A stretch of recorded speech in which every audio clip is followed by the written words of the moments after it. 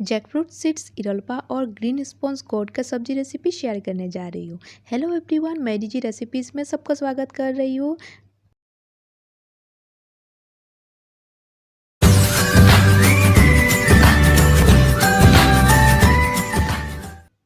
आज बहुत ही सिंपल तरीके से विष्णुप्रिया मुनिपुरी का और एक न्यू रेसिपी सबके साथ शेयर करने जा रही हूँ। जैकफ्रूट सीड्स का इरल्पा रेसिपी, यानी कि थेइपोंगराती या फिर कथाल के बीज भी बोल सकते हैं, उसका इरल्पा बनाएंगे। सबसे पहले कथाल के बीज को हम इस तरीके से फ्राई कर लेंगे। कटहल के बीज के इरल्पा बनाने के लिए कटहल के बीज को अच्छे से फ्राई करना पड़ेगा। गैस का फ्लेम में मीडियम रखी हूँ और कंटिन्यू चलाते हुए कटहल के बीज को फ्राई कर रही हूँ। बहुत ही सिंपल और इजी प्रोसेस में आज का ये रेसिपी मैं बना के दिखाऊंगी। वीडियो को बिल्कुल भी स्किप मत कीजिएगा। कटहल के बीज को हम फ्राई कर लिए हैं। अभी कढ़ाई में हम काला जीरा ऐड करेंगे और इसमें सूखा मिर्चा और लहसुन ऐड कर देंगे और अच्छे से फ्राई कर लेंगे। इरल्पा के लिए मिर्चा, लहसुन और काले जीरे को अच्छे से फ्राई करेंगे। कंटिन्यू चलाते हुए गैस का फ्लेम लो रखते हुए हमें फ्राई करना है। मिर्चा को अच्छे से फ्राई करने के बाद एक प्लेट में निकाल लेंगे। आज का ये रेसिपी पसंद आए तो वीडियो को लाइक शेयर ज़रूर कर दीजिएगा। मेरे चैनल पे नया है तो प्लीज़ सब्सक्राइब भी कर दीजिएगा। अभी हिदल भी गरम कर लेते हैं। हिदल को मैंने कढ़ाई में ऐड कर दिया है और हल्का सा चलाते हुए हिदल को फ्राई कर लेंगे। कटहल के बीज को हम एक प्लेट में निकाल लेते हैं।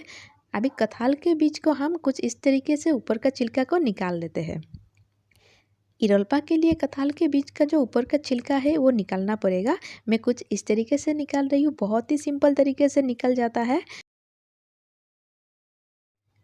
कटहल के बीज का ये रेसिपी आप लोग घर में बना के एक बार ज़रूर ट्राई कीजिएगा। बहुत ही सिंपल और इजी रेसिपी है और बहुत ही टेस्टी वाला रेसिपी है।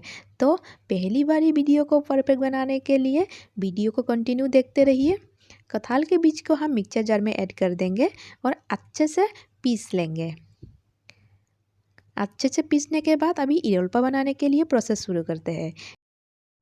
बाउल में मिर्चा और लहसुन, काले जीरा ऐड करने के बाद स्वाद अनुसार नमक ऐड कर दिए और अच्छे से हम ग्लास के जरिए पेस्ट बना लेंगे। धीरे धीरे हल्का दबाते हुए पेस्ट बनाते जाएंगे। इरल्पा के रेसिपी में पहले भी अपलोड कर चुकी हूँ। आप लोग बहुत ही पसंद किए हैं, इसलिए आज कुछ अलग तरीके से आज का ये इरल्पा की रेसिपी मैं अपलोड कर रही हूँ। कटहल के बीज का ये रेसिपी बहुत ही सिंपल है और बहुत ही खास रेसिपी है। इसमें हिडल भी ऐड कर दिए और अच्छे से हम पेस्ट बना लेंगे। सारी चीज़ों को अच्छे से पेस्ट बनाने के बाद हमने मिक्सर जार में जो पेस्ट बनाए थे कटहल के बीज का, वो भी हम इसमें ऐड कर देंगे। कटहल के बीज का ऐड करने के बाद हल्के से चम्मच के जरिए हम कुछ इस तरीके से मिक्स कर लेंगे और हल्के से दबाते हुए ग्लास के जरिए हम पेस्ट बना लेंगे। ज़्यादा सूखा सूखा लग रहा था, इसीलिए इसमें थोड़ा सा पानी ऐड कर देंगे। हाफ कप पानी ऐड कर देंगे। पानी ऐड करने के बाद अच्छे से पेस्ट बना लेंगे। आज का ये वीडियो पसंद आए तो वीडियो को लाइक शेयर ज़रूर करना और मेरे चैनल पे नया है तो प्लीज़ सब्सक्राइब भी कर दीजिएगा। कटहल के बीज के इरल्पा के बाद मैंने ग्रीन स्पॉन्ज गोट का सब्जी भी बनाई हूँ और किस तरीके से विष्णुप्रिया मुनिपुरी में सब्जी बनाया जाता है टेस्टी वाला बिना मसाले के, तो उसी का रेसिपी भी अपलोड की हूँ। इसीलिए वीडियो को बिल्कुल भी स्किप मत कीजिएगा, कंटिन्यू देखते रहिए। कटहल के बीज का आज सूखा वाला इरल्पा बनाएंगे, इसलिए मैं कुछ इस तरीके से हाथ के जरिए दबाते हुए लड्डू का शेप में आज इरल्पा बनाऊंगी। मेरे चैनल पे विष्णुप्रिया मुनिपुरी का जितना भी रेसिपी मैं अपलोड करती हूँ आप लोग बहुत पसंद किए हैं।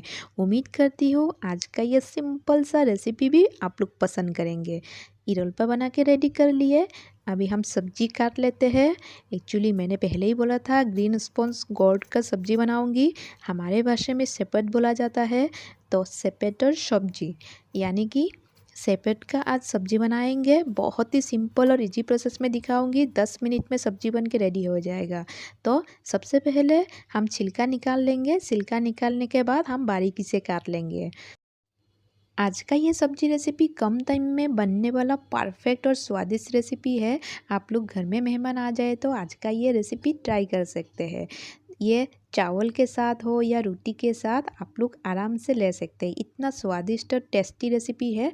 मैं बहुत सिंपल तरीके से आज का ये सब्जी रेसिपी बना के दिखाऊंगी। सब्जी को तो हमने सारे काट के रेडी कर लिए हैं।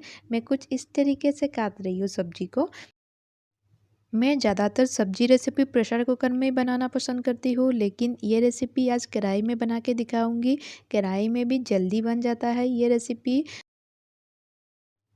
मैंने प्रेशर कुकर में जो सब्जी रेसिपी दिखाई थी, उसी रेसिपी में मैं बोली थी कि कढ़ाई में भी सब्जी बना के दिखाऊंगी। तो आज मैं कढ़ाई में सब्जी बना के आप लोगों के साथ शेयर कर रही हूँ।